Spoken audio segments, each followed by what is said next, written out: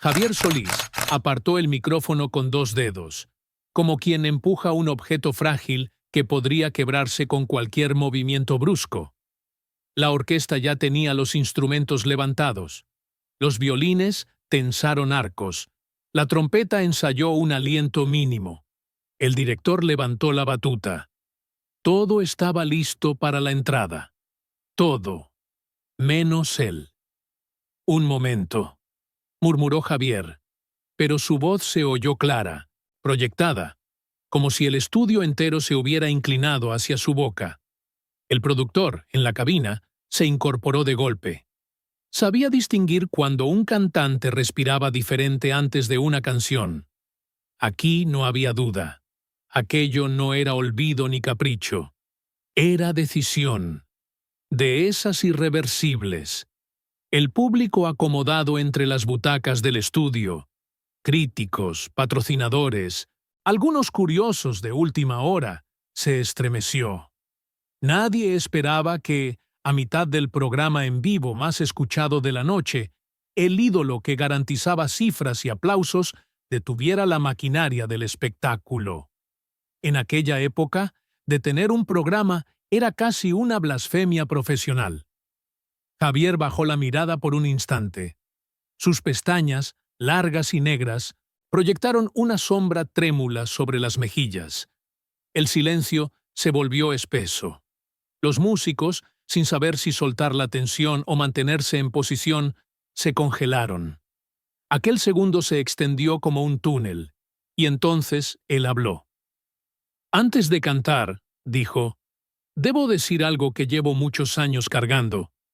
El aire se recolectó en un suspiro colectivo. El director de orquesta bajó la batuta. Un violinista golpeó accidentalmente la madera del arco contra la pierna, produciendo un chasquido nervioso. Desde la cabina, el productor hizo señales desesperadas para que alguien le entregara los libretos. Quería asegurarse de que no hubiera pasado por alto una nota del guión. Pero no había ninguna. Aquello no pertenecía al programa, ni a la radio, ni al repertorio. Ese era Javier, sí, pero no el que México conocía. En la primera fila, casi oculta detrás de un poste del micrófono suspendido, una joven se removió inquieta. Nadie la había anunciado. Nadie la había invitado oficialmente. Había llegado sola, con un traje claro que intentaba parecer formal sin llamar la atención. Los guantes, demasiado grandes, resbalaban apenas de sus dedos, y su peinado, prolijo pero apresurado, revelaba que había tomado una decisión en la calle, no en un tocador. Los técnicos la miraron sin insistencia, con la cortesía distraída de quienes reconocen a alguien sin recordar por qué. Pero cuando Javier pronunció la palabra hija, todos los cuellos se giraron hacia ella como si de pronto una lámpara se hubiera encendido sobre su asiento. «Hija», repitió él, tragando saliva. «Quiero hablarle a ella. Y a todos ustedes». El estudio entero dejó de moverse. Javier continuó, sin recurrir al timbre ornamental que lo había vuelto leyenda en los palenques, ni al fraseo impecable que dominaba en los discos. Su voz tenía ahora un sonido más frágil, como si hablara desde una habitación antigua cuya puerta llevaba años cerrada. «He fallado», dijo, con la respiración temblorosa. «He fallado como hombre, como padre, y como alguien que presume cantar sobre el amor y no ha sabido darlo donde más hacía falta». En la cabina, el productor presionó el botón de corte sin pensarlo. Luego lo soltó. Sabía que, técnicamente, podía silenciar el micrófono, pero también sabía quién era el hombre que hablaba. Sabía que, si lo acallaba, la ciudad no dormiría tranquila. Los músicos bajaron los instrumentos. Algunos intercambiaron miradas incómodas. No era costumbre revelar intimidades desde un escenario, y menos desde un micrófono que multiplicaba la voz en miles de hogares, cantinas, hospitales, automóviles detenidos frente a la Alameda. Javier estaba exponiendo algo que en México se resolvía a puerta cerrada, nunca a través de las ondas radiales. La joven de la primera fila sintió que la sangre le subía al rostro. No quería escuchar. No así, no enfrente de tanta gente. Su vergüenza no venía de la verdad, porque la verdad era vieja, conocida, asumida en silencio desde niña, sino del modo en que se desnudaba. No en una sala familiar, no en un parque, no en la privacidad de una conversación tardía, sino frente a un país entero. Javier prosiguió, mirando un punto vacío entre las luces del estudio. No menciono su nombre, porque no quiero arrastrarla a mi sombra. Pero tampoco quiero seguir mintiendo. Yo no estuve cuando debía. Escogí escenarios en vez de cunas, aplausos en vez de desayunos. Y ese silencio cobarde, lo cargó ella. No yo. Nadie aplaudió. Nadie respiró demasiado fuerte. La confesión no era un número musical. No tenía melodía ni armonía. Era un acto de ruptura. El operador, por reflejo, bajó el volumen general del programa. Luego lo subió de nuevo, confundido. Una decisión así no tenía protocolo. Fuera del estudio, la ciudad estaba escuchando, detenida en sus rutinas. En la cantina de la Roma, los clientes habían dejado los vasos a medio camino. En un taxi sobre Insurgentes, el chofer bajó la velocidad sin darse cuenta. En un hospital, una enfermera apoyó la bandeja sobre el mostrador al oír el temblor de aquella voz que jamás había sonado así en un disco. La joven se puso de pie. Lo hizo tan suavemente que hubiera podido pasar desapercibida, de no haber sido porque todos estaban pendientes de ella. Al sentir las miradas, apretó el bolso contra el pecho. No quería ser parte del espectáculo, mucho menos del drama. Cuando dio el primer paso hacia el pasillo lateral, sus tacones resonaron con un eco casi sagrado. En ese instante, Javier la vio. Sus ojos se encontraron apenas un segundo suficiente para contar años, deudas, silencios, reproches sin pronunciar, cartas rotas, cumpleaños sin felicitación, y aquella pregunta sin respuesta que ambos evitaban formular. Porque hasta ahora, ella no se detuvo. No podía. «Perdóname», susurró Javier, aunque no se sabía si a ella, al público o al país. La joven cruzó la puerta sin mirar atrás. El director de orquesta volvió a levantar la batuta, como si quisiese ofrecerle a Javier un refugio en la música. Pero él no la tomó. Sus manos, por primera vez en mucho tiempo, temblaban. La verdad ya había sido soltada, y no volvería a encerrarse. La joven salió del estudio sin mirar a nadie, pero todos la miraban a ella. No era su belleza lo que llamaba la atención. Era el desajuste entre su paso decidido y la fragilidad con la que sostenía el bolso, como si dentro cargara un secreto que ardía. El pasillo olía a cables calientes, a polvo viejo y a perfume barato derramado por alguna artista nerviosa. A cada paso, ella deseaba no haber ido, no haber escuchado, no haber existido en aquel lugar donde un apellido había sido pronunciado con peso de sentencia. Un periodista joven, de esos que se alimentan de rumores como si fueran pan, la reconoció por intuición. No le hacía falta confirmarlo. Había visto la manera en que Javier la miró desde el escenario, ese gesto entre súplica y deuda eterna que no se le dedica a una desconocida. «¿Es usted?», preguntó acercándose demasiado. Ella evitó su mirada y apretó los labios. «No», dijo, y añadió, como quien da vuelta a una llave para cerrar una puerta por dentro. «No soy nadie». La frase lo desarmó. Los periodistas no son expertos en respetar silencios, pero sí en oír cuando una voz pide auxilio. Aún así, él no retrocedió. Olfateó la oportunidad como un sabueso. «Escuche, si quiere contar su versión, yo puedo...» «No tengo versión. Y no tengo nada que contar», lo cortó ella sin elevar el tono, pero con una firmeza que no se aprende en salones, sino en heridas.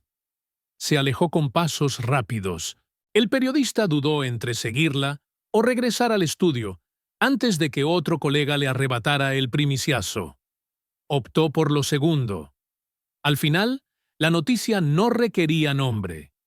El país entero ya había adoptado a la joven huérfana del silencio de un ídolo.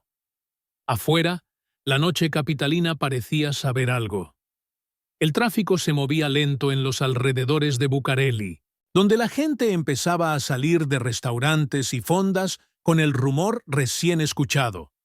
Javier Solís tenía una hija no reconocida, y lo había confesado en vivo. La ciudad era un animal hambriento de historias, y ésta, más que alimentarlo, lo hacía salivar. Ella caminó hacia la avenida como si huyera de sí misma. Cada automóvil que frenaba, cada vendedor que le ofrecía un periódico rezagado, cada policía que volteaba la cabeza, la hacía preguntarse qué tanto podían intuir. ¿La veían como hija ilegítima? ¿Como protagonista de un drama ajeno? ¿O simplemente como una muchacha alterada después de un espectáculo? No importaba. El peso estaba en ella, no en ellos. Tomó un camión sin mirar cuál era. Solo necesitaba moverse, sentarse, respirar. El vehículo avanzó entre sacudidas, iluminado por focos amarillentos. A su lado, una señora cargaba una bolsa de mandado con frutas aplastadas. Frente a ella, un hombre dormía con la cabeza apoyada en el vidrio. Ninguno sabía quién era ella. Ninguno sabía quién era él. Y, por primera vez en la noche, eso la tranquilizó. La invisibilidad era un refugio, pero no duraría. Mientras ella buscaba espacio para existir, en la ciudad los rumores se propagaban como una ola que rompe en todas direcciones.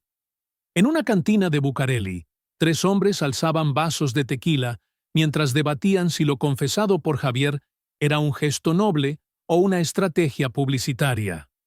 Uno, el más cínico, aseguraba conocer a un primo de un músico de su orquesta que le había contado que sí, que siempre hubo una niña por ahí. Otros decían que no, que eso era idea de los periódicos amarillistas, que Javier no era de esos. En una oficina de una disquera importante, un ejecutivo hojeaba el contrato de su próximo disco mientras fumaba, irritado. No le interesaban los dramas personales de los artistas, le interesaban las ventas, y los escándalos, según como cayeran, podían arruinar o duplicar un lanzamiento. Rasgó la portada del contrato con la uña, con un gesto automático. Tenía que pensarlo bien. Muy bien. En un set de cine de los estudios Churubusco, un director de carácter insoportable lanzó un cenicero contra una mesa al escuchar la noticia. Javier tenía un papel secundario en su próxima película, un proyecto delicado, caro, lleno de egos. No quería que un asunto familiar convertido en circo echara a perder el calendario de rodaje. Ordenó cancelar el llamado del día siguiente. Las cosas debían enfriarse, dijo, aunque lo que quería era que desaparecieran. La ciudad, sin saberlo, estaba ajustando su ritmo alrededor de una verdad que apenas había comenzado a respirarse. Ella llegó a su cuarto de renta cuando la noche ya estaba en su parte más silenciosa. Cerró la puerta con el seguro. Apoyó la espalda contra la madera y dejó que el bolso se deslizara hasta el piso. El cuarto era pequeño, con paredes que habían absorbido el olor del tiempo y un espejo ovalado ligeramente inclinado hacia adelante. Se acercó a él con lentitud. Su reflejo la esperaba con la misma pregunta de cada noche, pero ahora la pregunta era más punzante. ¿Y ahora quién eres? Se estudió. Ni sus ojos, ni su nariz, ni la línea de la boca delataban al cantante famoso. A pesar de los rumores, de los comentarios que siempre había escuchado de lejos, ella nunca se había visto parecida a él.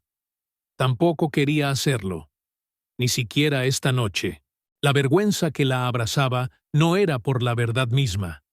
La verdad siempre había estado allí, como una presencia muda en su infancia. Lo que la avergonzaba era la forma, el escenario, la exposición. el espectáculo de la confesión. Porque lo que para Javier había sido un acto de liberación, o quizá de arrepentimiento tardío, para ella era la apertura de una herida que nunca le pidió ser abierta frente a un país entero. Se quitó los guantes, uno por uno, con movimientos lentos. Los dejó sobre la cama, donde parecían dos manos abandonadas. Se sentó y apretó los dedos contra la frente, tratando de ordenar pensamientos que no querían alinearse. El apellido era la condena, no la sangre. Tal vez mañana nadie la reconocería en la calle. Tal vez el país se distraería con alguna otra noticia, alguna nueva tragedia o un chisme más jugoso de algún actor de moda. Tal vez todo se diluiría. Pero algo le decía que no, que ese nombre, el de él, ya empezaba a rodearla como una sombra larga, que la gente adoptaría versiones que nunca escucharían de su propia boca, que tendría que enfrentar lo que no pidió, que su silencio sería interpretado, juzgado, manipulado. En el espejo, vio cómo una lágrima amenazaba con caer. La contuvo a fuerza de orgullo. No iba a llorar por un hombre que había elegido la fama sobre ella. No otra vez. No soy nadie, repitió, en voz baja, como un mantra que le diera forma a su dignidad. Pero sabía que, a partir de esa noche, muchos intentarían decir quién era. O peor, quién debía ser. Y eso, quizá, dolía más que la verdad revelada. Aquella noche, mientras la ciudad murmuraba su nombre sin conocerlo, ella tomó una decisión silenciosa. No dejaría que la historia la definiera. Aunque para ello tuviera que cargar sola con la sombra de un apellido que jamás pidió heredar.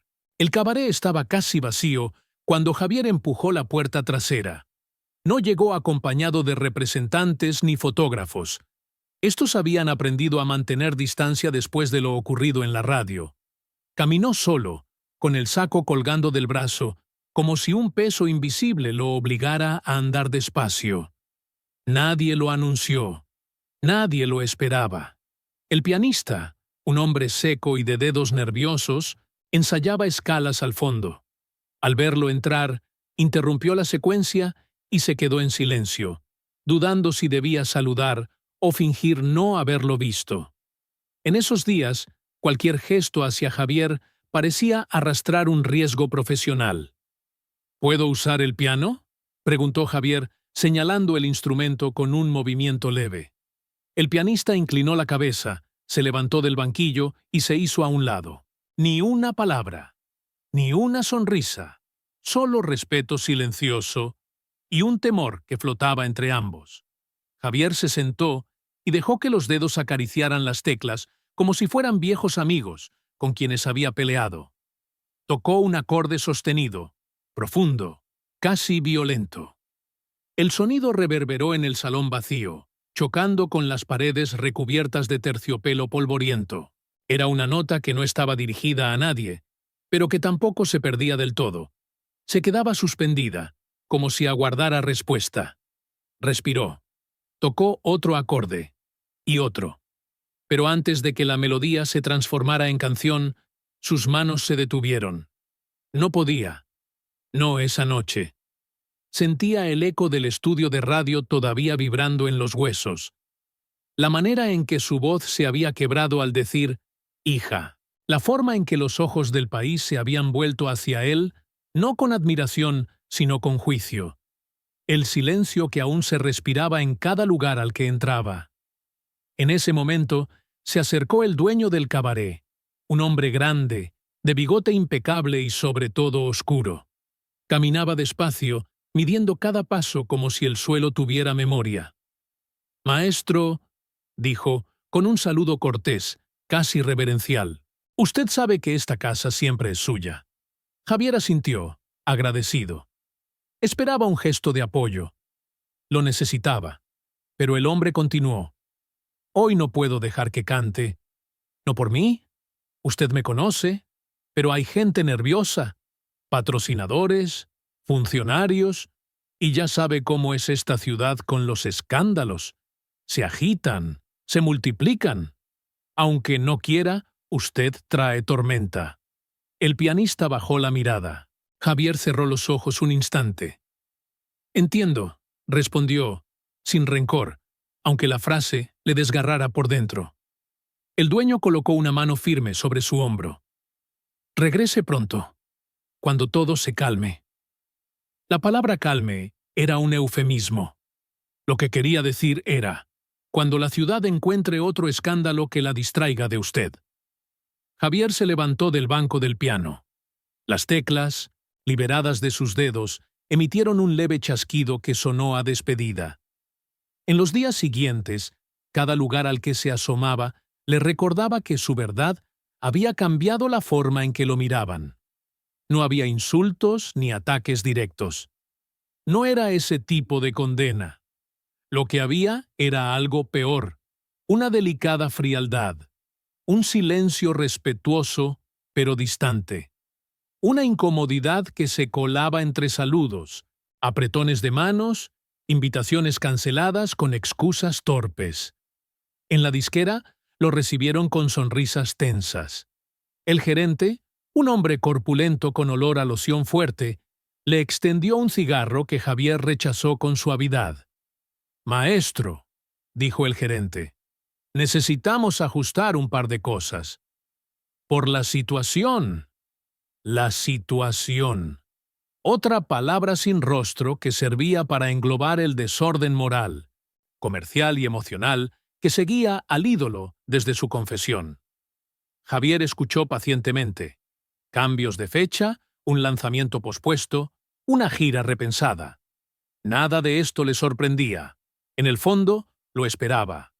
En un momento, el gerente abrió una carpeta y sacó una hoja doblada. La letra de una canción nueva, escrita para él. Se titulaba Hombre entero. La ironía lo golpeó como una bofetada. «La grabaremos más adelante», dijo el gerente. «Cuando sea apropiado». Javier asintió. No tenía fuerzas para discutir, ni deseos de defenderse. Aquella tarde fue al hospital, no por enfermedad física, sino porque necesitaba hablar con alguien que no estuviera involucrado en la industria. El médico que lo atendía desde años antes, un hombre de bigote blanco y lentes gruesos, lo recibió con la serenidad de quien ha visto demasiadas vidas desmoronarse como para impresionarse por cualquier confesión. «Te escuché», dijo, sin rodeos, mientras firmaba unos papeles. «Toda la ciudad te escuchó». Javier se frotó las manos. «¿Hice mal?» El médico lo miró por encima de los lentes. «Hiciste lo que podías hacer, lo que tu conciencia te pedía. Aunque la conciencia a veces cobra caro. ¿Cree que algún día pueda arreglarlo?» «No puedo prometer eso. La gente no reacciona a verdades dolorosas de manera uniforme. Y tu hija, bueno, ella tendrá que decidir sola». Javier bajó la cabeza. Lo sabía. No esperaba milagros. Solo un espacio, un gesto, un algo que le dijera que no había destruido todo. El médico guardó silencio, escribió algo en su expediente y luego añadió: «Descansa, Javier. No pelees contra la ciudad. No ganarás esa batalla».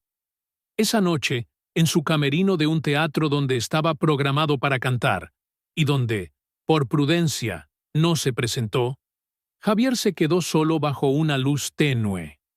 Sacó del bolsillo interior de su saco una carta doblada, escrita a mano días antes, justo después de la confesión. No la había enviado, ni sabía si debía hacerlo. La abrió. La letra era firme al principio, luego temblorosa. «No busco que me perdones, solo que sepas que lo intenté tarde, sí. Pero lo intenté con todo mi corazón. No soy buen padre, pero soy un hombre que todavía aprende a serlo. Y si alguna vez me dejas acercarme, aunque sea de lejos, aunque solo sea para escuchar que estás bien, yo aceptaré». Leyó la carta en silencio. Luego la dobló de nuevo y la guardó. Era su forma de no rendirse. Su único acto de fe. En un bolsillo distinto guardaba una fotografía antigua, borrosa. Ella tendría unos 6 años. No miraba a la cámara. No miraba a nadie. Un gesto serio, casi desafiante. Un gesto que ahora entendía mejor que nunca. Javier apoyó la frente contra el espejo del camerino. La superficie fría le devolvió un rostro cansado, marcado por la culpa, por noches sin dormir y por un miedo que jamás había sentido en los escenarios. La fama, entendió, nunca lo preparó para esto, para ser un hombre que debía vivir con la consecuencia de su propia verdad. Y mientras afuera la ciudad seguía repitiendo su nombre con fascinación morbosa, él descubría que su mayor batalla no estaba en los palenques, ni en los estudios de grabación, ni en las portadas de revistas. Estaba en una puerta cerrada, en un silencio que no sabía descifrar, en una hija que no lo quería ver, y en una canción que no llegaría a grabarse, porque, por primera vez, su voz no encontraba fuerza para nacer. La carta estuvo en su saco durante semanas. Doblada, desdoblada, releída, vuelta a doblar. No era un mensaje, era un peso. Un recordatorio de que la verdad pronunciada ante un país no tenía sentido si no llegaba a la única persona que realmente importaba. Pero Javier Solís aún no encontraba valor para entregarla. No sabía si hacerlo era un gesto de amor o una nueva invasión al silencio de ella. Mientras tanto, la ciudad continuaba su danza habitual de rumores. Los periódicos, sobre todo los que jamás dejaban pasar un escándalo, publicaron titulares ambiguos. La revelación de Solís, valentía o descontrol. ¿Quién es la misteriosa joven? Un ídolo en crisis emocional. En los cafés del centro, los parroquianos discutían como si conocieran la intimidad del cantante. Los más veteranos, que habían seguido su carrera desde los primeros palenques, hablaban con tristeza genuina. Ese hombre lleva dolor en la garganta desde antes de cantar.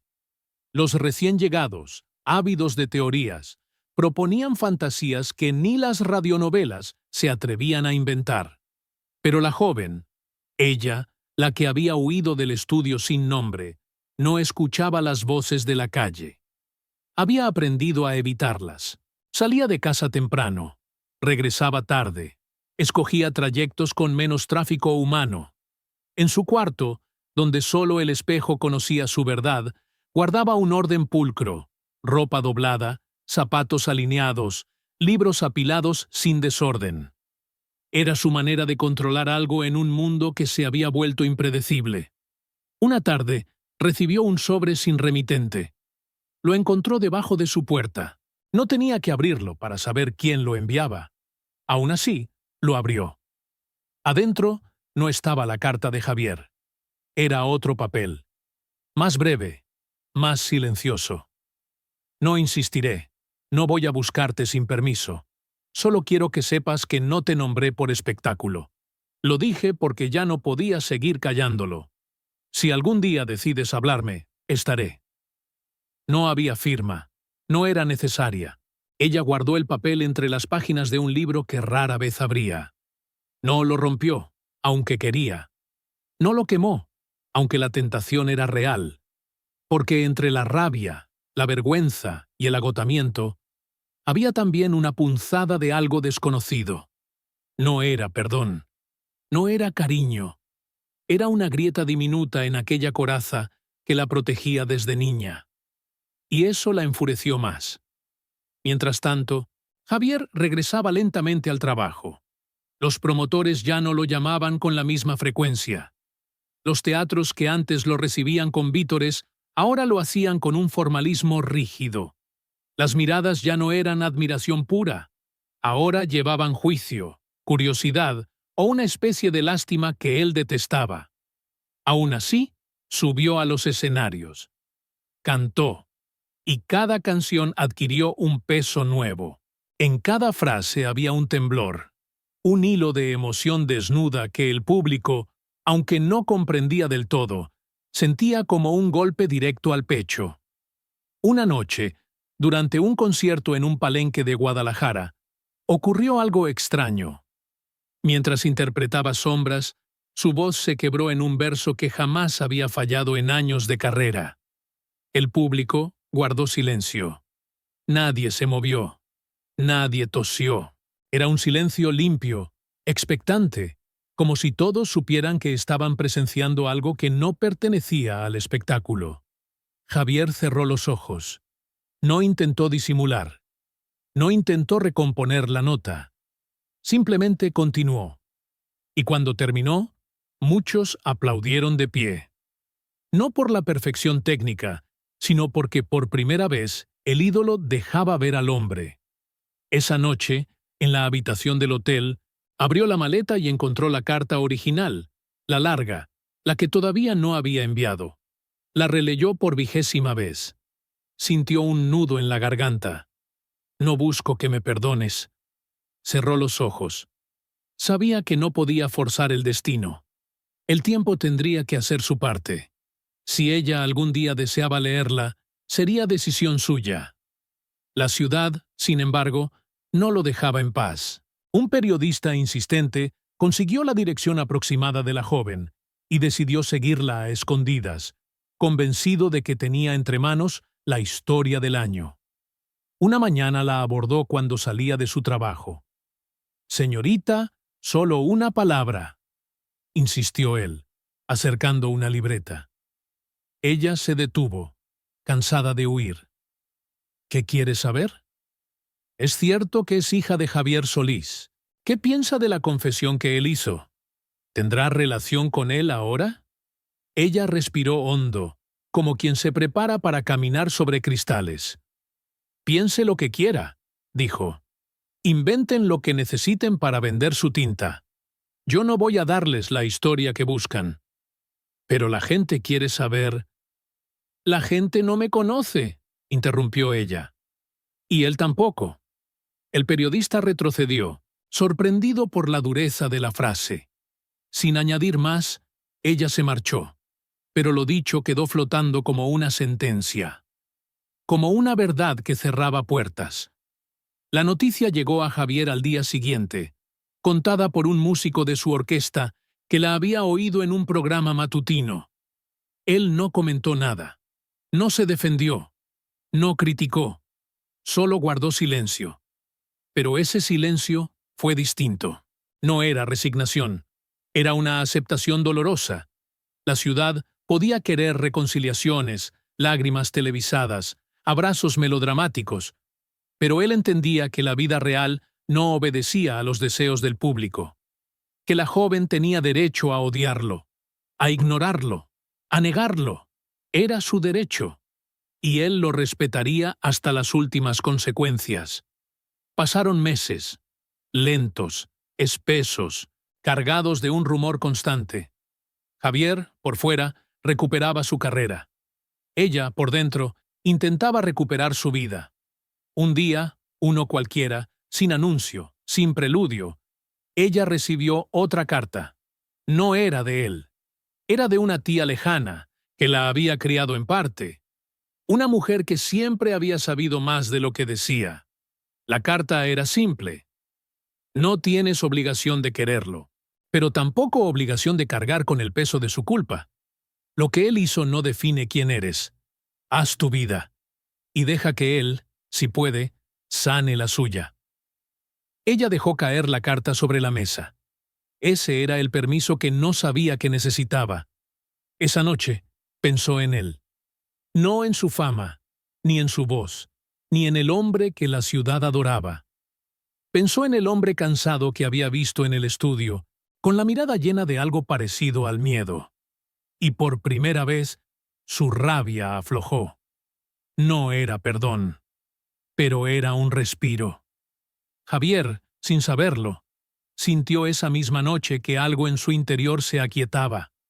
No porque la situación hubiera cambiado, sino porque había aprendido a vivir con la verdad como una cicatriz, no como una herida abierta. Nunca supo si ella leería la carta larga. Nunca supo si lo buscaría. Nunca supo si el silencio se rompería. Pero aceptó que la vida no siempre concede finales cerrados, que algunas historias, las que duelen de verdad, se quedan inconclusas. respirando, y mientras afinaba su voz para la función del día siguiente, entendió que el mito que llevaba su nombre estaba cambiando. Ya no era solo la leyenda del cantante, era la historia del hombre que se atrevió a hablar y que aprendió a vivir con lo que el telón no podía esconder. Porque cuando el telón cae, lo único que permanece es lo que uno decidió enfrentar. Y Javier, por primera vez en su vida, había decidido enfrentar lo real.